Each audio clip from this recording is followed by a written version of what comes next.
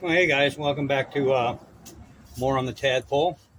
Well, in the last video, I added the LEDs, and while I was doing that, I noticed that these Rattleback Sweetskins tires were doing quite a bit of cracking along here, and that's due to quite frankly, the, they're ancient tires. I got these 15, 16 years ago and put them on because they are reflective, which is a plus, but because of the age, I guess that's just a little bit of dry rot starting to show through, and I knew they weren't going to last. So, since with winter time coming on, I needed to replace them with something that's got a little meat. So, I got these from a company called MSV at one of the bike shops down here, and these are some pretty good fat tires. They got some meat to them, 20 by 2.25, which is just a hair smaller than what's on here, but they have more meat, as you can see along here, and that'll help get through the snow and the crappy road conditions that are soon to be forthcoming. So the tires themselves are pretty simple. Fortunate thing about these is they come off with an Allen wrench, and it's a pretty straightforward process, I hope. We'll find out here shortly because it's been a long time since these have been changed out. So we're gonna check things out, set that bolt off to the side so I don't lose it. And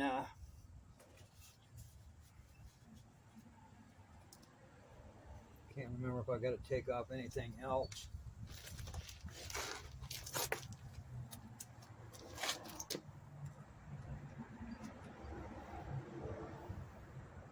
Yeah, I think I have to take the brakes off. So,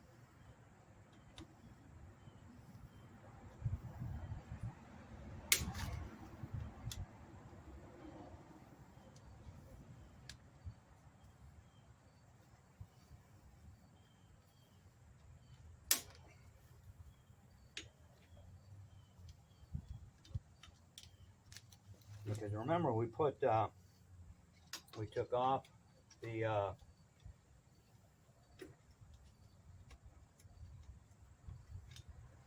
caliper brakes that were originally on board and replaced them with hydraulics for the winter time, and they do work great, and I haven't had any issues with them.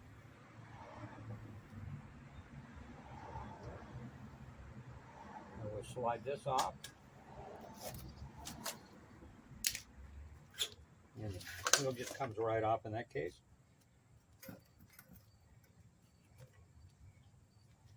Which is kind of what you wanted it to do. And now we take the valve cap off, right here.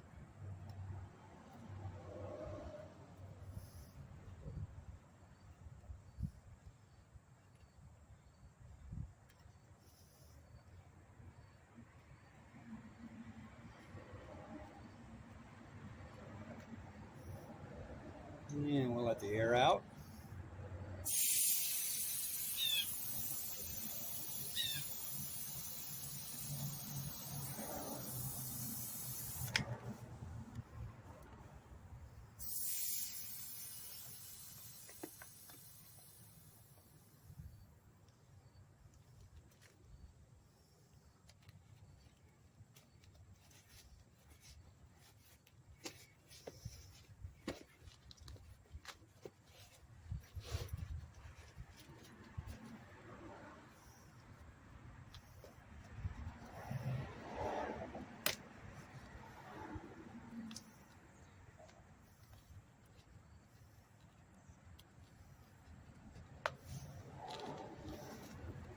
And I got a little tool here.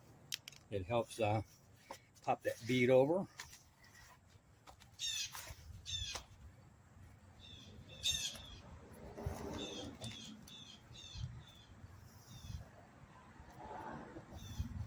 And that worked out just fine. And we get it over onto the other side.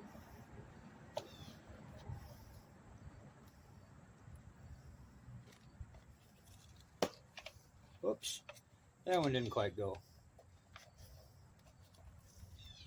There we go.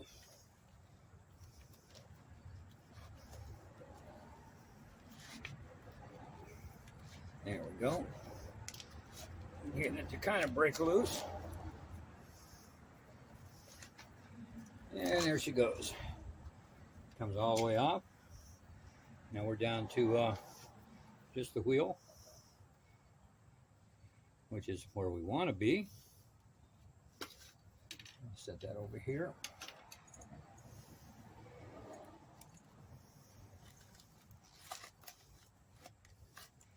And then on the inside, I'm going to have to let some more air out of this.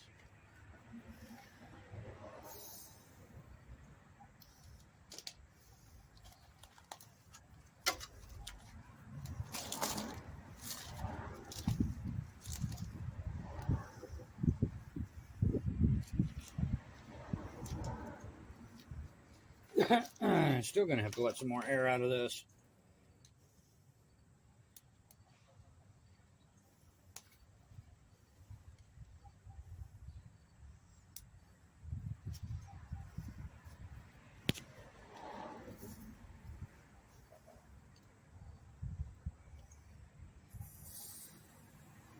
There we go. Yeah, it's getting down there. They're going to be a little more pliable and a little easier to work with. Alrighty. And on the inside of this tire, as you can see, I have a tire liner.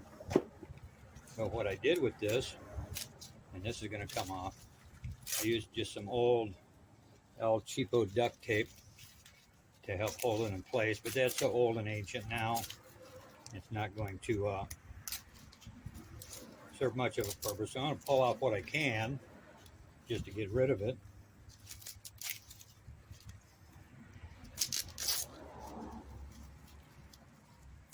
And I got, if I need to, I've got some Gorilla Tape, because I don't think Gorilla Tape even existed back when I put this together. Could have, I don't know. Has it been out that long? I don't know.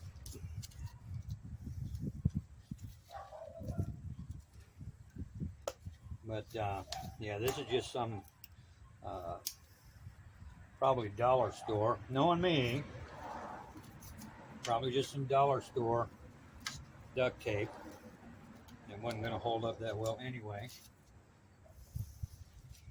And then we're going to take,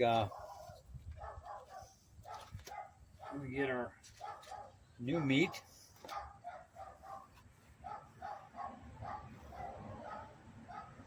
And I want to see if there's some kind of a rotation mark.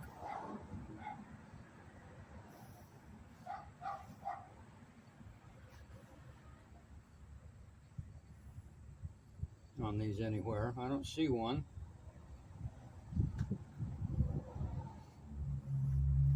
And then I'm going to take the tire liner. We're going to put that inside first.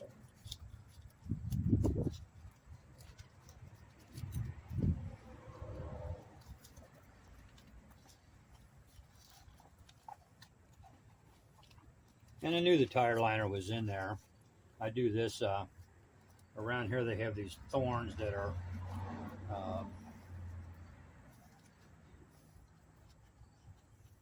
like little tripod things that sit, and they end up sitting like a triangle, and you can catch one, and your tire's gonna go flat pretty doggone quick.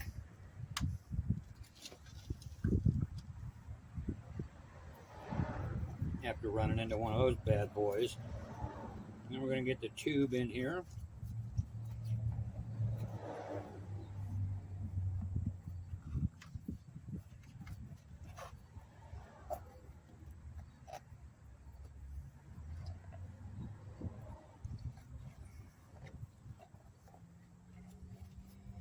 got the tube back in, and that'll expand out.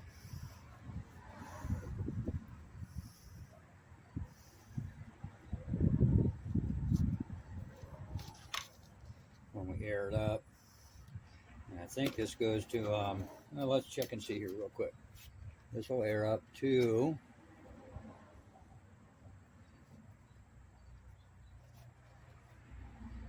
it's got a max pressure of 65 and a minimum recommended pressure of 35.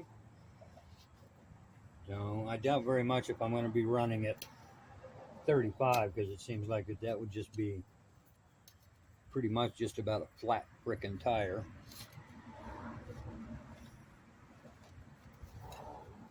And then we get the valve stem to line up.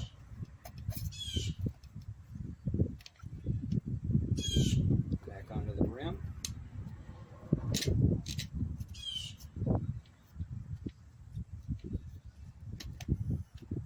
Come on, there we go.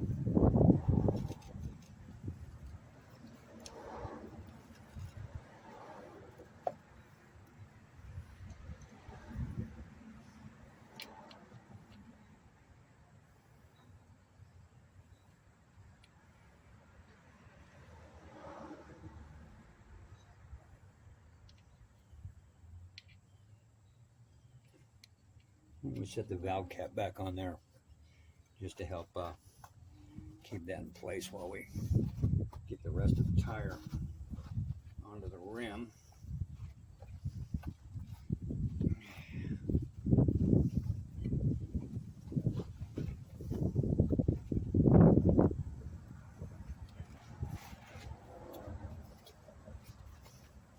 Whoops. You're supposed to do it quite like that. There we go.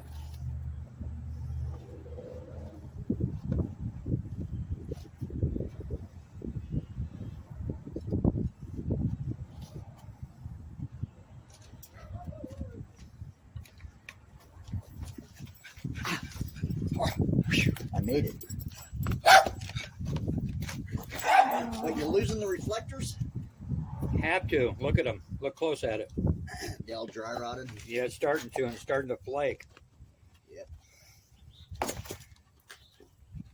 Hey man, you got a flat. Yeah, a little bit of one. Dang it.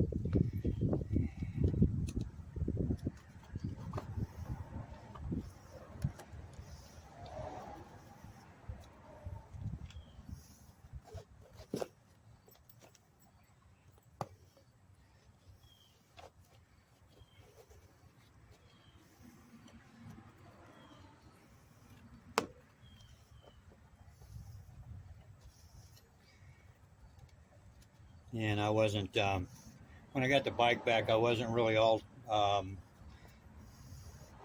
that certain that those tires would last all that long anyway. So this doesn't come as a surprise.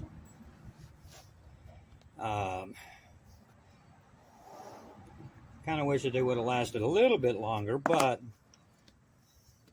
I'd rather it happen now so that I'm not out here when it's below zero trying to change out a couple of tires. And then we take that valve cap back off.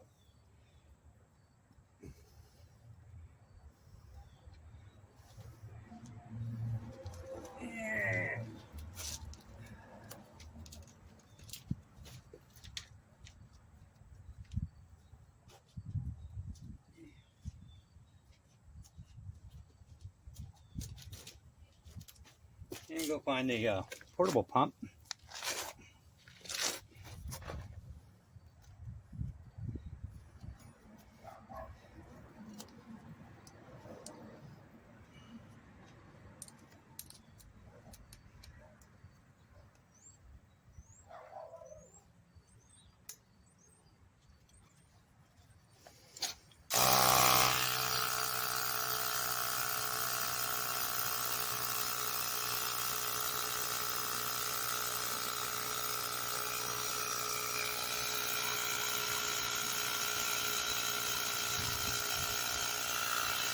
Noisy little booger, isn't it?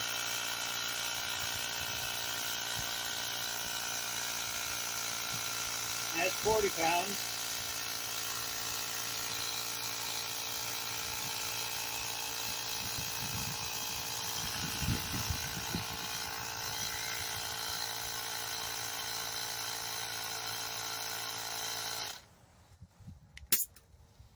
And I took it up to 60 pounds. I just think that that'll give slightly less rolling resistance on the nice days, but yet still have enough to crank through the crappy crap, snow, ice. Not necessarily ice, because really nothing does a whole lot on ice anyway. But, and we get these bad boys.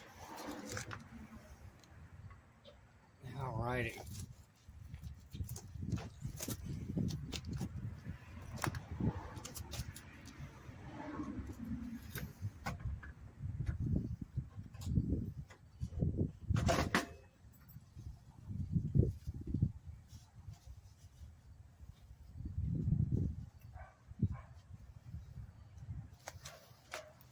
Okay.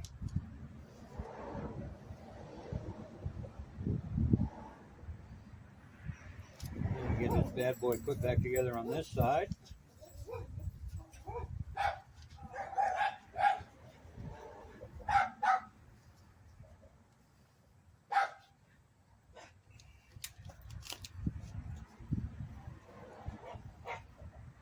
And while I got it here, I'm just going to look at these pads real quick.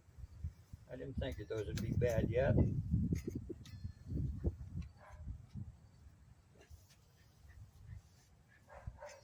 But I wanted to take a peek at them anyway, just to make sure.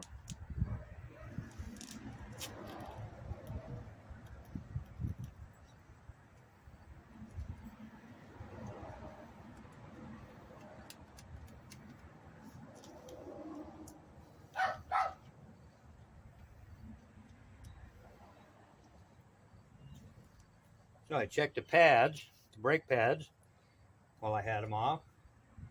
And I didn't really, like I said, I didn't really expect those to be bad, because there hadn't been a lot of usage out of them, quite frankly, over the years. Probably none.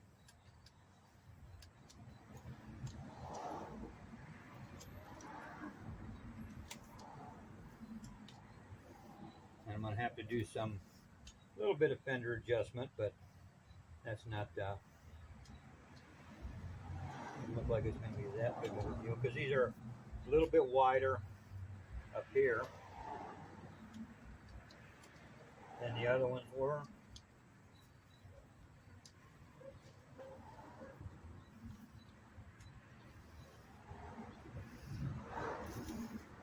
So little bit of minor adjustments is understandable, and not so far out of the norm that it's not anything that we have to concern ourselves about. So so that's tire number 1, and I will go ahead and do tire number 2, and then I'll do another video with both tires on. And I have a third one that just hasn't come in yet, and that'll go on the back, and that'll get changed when it comes in, probably towards the end of the week. So anyway, stay tuned for the video that's coming up right within just a minute or two following this, as it'll show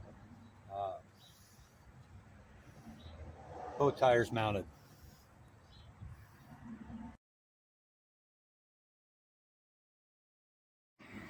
So I'm back from a quick test ride. I'm going to have to do a little bit of adjustment on the fenders, which I fully expected because these are a little bit wider and thicker tires. So I fully expected to do that. You can see up here that there's quite a bit of a variance between the fender and the tire itself. So I'll have to be redoing that. But I do have both of them installed. And quite frankly, the fender thing on here was a trial and error to begin with. So it's not far-fetched that I'll be tinkering around with that some more to give it clearance. You can see that it's very, very close on the clearance right through here, and it should be kind of jutted out a little more. But that's why I got the adjustments on the back to help stick this out a little bit more here and there and to bring it in. So, but the important thing is there's some heavy-duty meat on here for snow and ice and everything else. And the other stuff will be adjusted as things go along. So, hope you enjoyed these short videos. And again, thanks for watching.